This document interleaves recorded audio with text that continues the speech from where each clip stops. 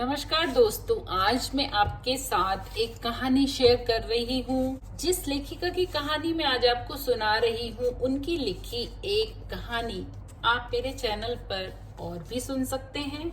ये कहानी एक सत्य घटना पर आधारित है और यदि आप चाहें तो इन लेखिका द्वारा लिखी ये सारी पुस्तकें आप ऑनलाइन भी मंगा सकते हैं।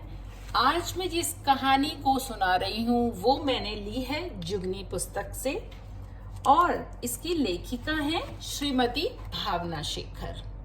और मैं जो इनकी कहानी आपके साथ शेयर कर रही हूँ, कहानी का शीर्षक है अपरिचित।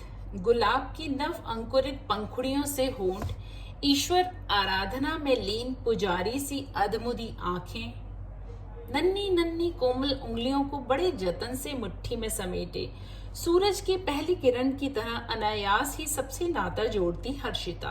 एक अपरिचित आंगन में यही नाम उसे मिला कुछ अनजान लोगों से। प्रारब्ध बड़ा प्रबल होता है। पुनर्जन्म और पुनर्जन्म के बीच समीकरण रेखा के समान किसी अपरिचित के साथ दो पल में प्रेम पादप पल्लवित हो जाता है तो लगता है पुनर्जन्म का कोई नाता था, और कभी वर्षों आस पास रहने वाले भी साथी नहीं बन पाते तो लगता है पुनर्जन्म का कर्ज चुका रहे थे। हर्षिता का उस अपरिचित आंगन से कोई पुराना नाता था या अनजान लोगों पर उसका कोई कर्ज, यह तो ईश्वर ही जाने। बीज किसान बोता है, खेत बैल जोतता है, पंछी चोंच मारता है, कौन बोए कौन काटे, कुदरत सबको हिस्सा बांटे। जग की रीति निराली है, कहीं रात कहीं उजियाली है। हर्षिता किस खेत की फसल थी कोई नहीं जानता, पर निसंदेह वह किसी के लिए विकृत गलित बीज से अंकुरित विष वृक्ष सी त्याज्य थी, जिसको अंगीकार करने कोई नीलकंठ तो प्रकट नहीं हुए, पर वाह रे सृजनहार, तूने मृदुला दी को यह दायित्व सौंप रखा था। 27 जनवरी की वह गोधूली वेला श्रीमती मृदुला प्रकाश अपने बगीचे में टहल रही थी कि उनकी चार दीवारी से सटे सड़क के कोने पर कुछ असामान्य सी हलचल हुई। कुछ बच्चे, कुछ राहगीर, कुछ फुसफुसाहट। टोह लेने पर कुछ अस्फुट से शब्द कानों में कौंध गए। बच्चा है। उन्हें पिछले पखवाड़े अखबार में छपी सनसनीखेज खबर याद हो आई। शहर के बाहर के नाले में एक बोरे में बंधी लाश पुलिस ने जब्त की थी। तफ्तीश से पता चला था कि विवाहेतर संबंधों के चलते सेना के एक अधिकारी ने अपनी पत्नी की गला रेत कर हत्या कर दी थी। नागरिकों के रोंगटे खड़े कर देने वाली इस घटना के बाद आज अचानक बच्चा है सुनकर मृदुला जी सिहर उठी। विद्युत किसी तेजी से लपकी और देखकर स्तब्ध रह गई। कूड़े कचरे के ढेर में हरे रंग का एक पॉलिथीन बैग, जिसका मुंह बंधा हुआ था, असामान्य ढंग से हिलडुल रहा था। आगे बढ़कर उसका बंधन ढीला किया तो ममता का अजस्र स्रोत उसके सीने में ठाठे मारने लगा। हाय, एक जीवित मानव शिशु। सारी सभ्यता, सारी संस्कृति, सारी प्रगति, सारी उपलब्धियां पल भर में बौनी धरती में धंसने लगी। चुल्लू भर पानी भी शायद इन्हें डुबोने नहीं आएगा। क्या इसलिए हम बैलगाड़ी से उपग्रह तक पहुंचे? क्या इसलिए मनु की संतान ने पहिए का आविष्कार किया ताकि वह उस पर आरूढ़ हो मर्यादा, नीति, मानवीयता और सद्गुणों से परे इतनी दूर निकल जाए कि गर्भ से निःसृत शिशु माँ की नरम हथेलियों के बजाय कूड़े के ढेर पर आ गिरे? यह शिशु कहाँ से आया, किसने फेंका? जैसे विचार मृदुला जी को छू भी ना सके। अपने स्थूल शरीर को विद्युतगामी पैरों पर फूल की तरह उठाए हुए घर में लपकी धड़ाधड़ 5-6 फोन के पुराना बक्सा खोला। एक नरम तौलिया, 35 बरस पुरानी बाबा की धोती, बाबा यानी स्वाधीन भारत के पहले राष्ट्रपति स्वर्गीय राजेंद्र प्रसाद के पुत्र यानी मृदुला जी के ससुर, उनके बच्चों के दादा श्रीमती मृदुला प्रकाश राजेंद्र बाबू की पौत्र वधू थी, जिन्होंने बाबा की पुरानी धोती को अपने अविवाहित पुत्रों की भावी संतान को लपेटने के लिए एक विरासत की तरह सहेज कर रखा था, पर आनन फानन में उसे निकाला, 2 क्षण को घूर कर देखा। किम कर्तव्य विमूढ़ता मस्तिष्क पर हावी हो उसके पहले ही चर्र से फाड़ डाला। 20 मिनट की अप्रत्याशित कार्रवाई में उनके घर पुलिस का काफिला, शिक्षाविद श्रीमती सागरिका मुखर्जी, महिला उद्यमी Shrimati Bubna, J.B. Robins, doctor Rupam Roy और कॉलोनी के कुछ जिम्मेदार नागरिक तुरंत फुरत में जुट गए। साथ में तमाशाई जनता की भीड़, जिसे आंखों से तरेती मृदुला जी ने एक मौन चेतावनी दी और शिशु को उठाकर सब घर में ले आए।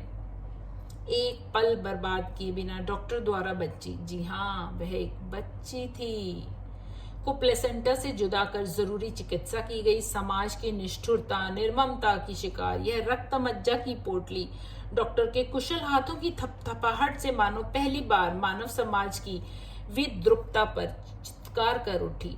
आज भी 21वीं सदी के भारत में ऐसे अनेक अंचल हैं जहां की भूमि कन्या भ्रूणों के रक्त से पटी पड़ी है। ऐसे विचित्र गांव हैं जहां पिछले 30-35 बरस से कोई बारात नहीं आई है, या जहां आज भी कोई द्रौपदी 5 पतियों के साथ सहर्ष नहीं विवशता से रहती है। आज भी ग्रामीण दाइयां कन्या शिशु को नमक चटाने के षड्यंत्र में शामिल हैं। कोई उनकी घुटन और कसमसाहट देख सुन नहीं पाता, क्योंकि उन परिवारों और गांवों में ऐसे समय मूक बधिर बन जाने की परंपरा है। किंतु मृदुला जी के घर पर बच्ची की घुटी हुई चित्कार ने सबके कानों में अमृत घोल दिया। सबने महसूस किया कि बच्ची के रुदन ने सबके दिलों में कितना रोमांच, कितना स्पंदन और कितनी संवेदना भर दी थी। बस हर्ष का स्रोत बनी इस नन्ही काया का नाम रखा गया हर्षिता।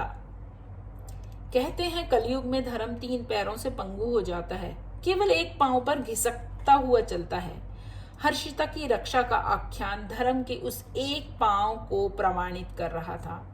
यानी अभी घोर कलयुग नहीं आया है। आज भी ऐसे जन हैं जिनके पुण्यों पर धरती टिकी है। हर्षिता के उद्वारकों ने उसे हॉस्पिटल ले जाने का निर्णय किया। श्रीमती बुबना की कार में सागरिका दी की बाहों में सोई शांत बच्ची चली जा रही थी, कुर्जी होली फैमिली हॉस्पिटल की ओर। पुलिस की जीप आगे आगे चल रही थी, एक अति विशिष्ट नागरिक की तरह हर्षिता को संरक्षण देती। हर्षिता अपरिचित आंगन से अपरिचित गोद में जा पहुंची थी और अब अपने नए लक्ष्य की ओर बढ़ती जा रही थी। कार के रुकते ही दरवाजे खुले और 4 जोड़ी पांव हॉस्पिटल के अहाते की ओर लपके। पुलिस की उपस्थिति में फॉर्म भरा गया। बच्ची की माता का नाम श्रीमती सागरिका मुखर्जी लिखते हुए 2 बेटों की मां सागरिका दी को एक विचित्र विश्रांति, अद्भुत तृप्ति का एहसास हुआ। बच्ची को सुरक्षित हाथों में सौंपकर क्लांत किंतु संतुष्ट मन से लौटती चारों महिलाओं को ऐसा लग रहा था मानो किसी तीर्थ यात्रा से लौट रही हों। मृदुला, सुबह 9 बजे तैयार रहना। इंक्यूबेटर सेल में 9:30 से 10:30 तक विजिटिंग आवर है, सागरिका दी ने याद दिलाया। हाँ सागरिका, कहते हुए मृदुला दी की आंखें चमक उठी। तो ये थी कहानी जो बहुत मार्मिक थी, मर्मस्पर्शी थी और सत्य घटना से प्रेरित थी। अगर आपको ये कहानी अच्छी लगी है तो मुझे कमेंट करके बताइएगा। मैं आपको और भी कहानियाँ सुनाती रहूंगी। जिन्होंने मेरे चैनल को सब्सक्राइब नहीं किया है प्लीज सब्सक्राइब कर लीजिए। फिर सुनाती हूँ आपको अगली कोई कहानी। तब तक के लिए नमस्कार।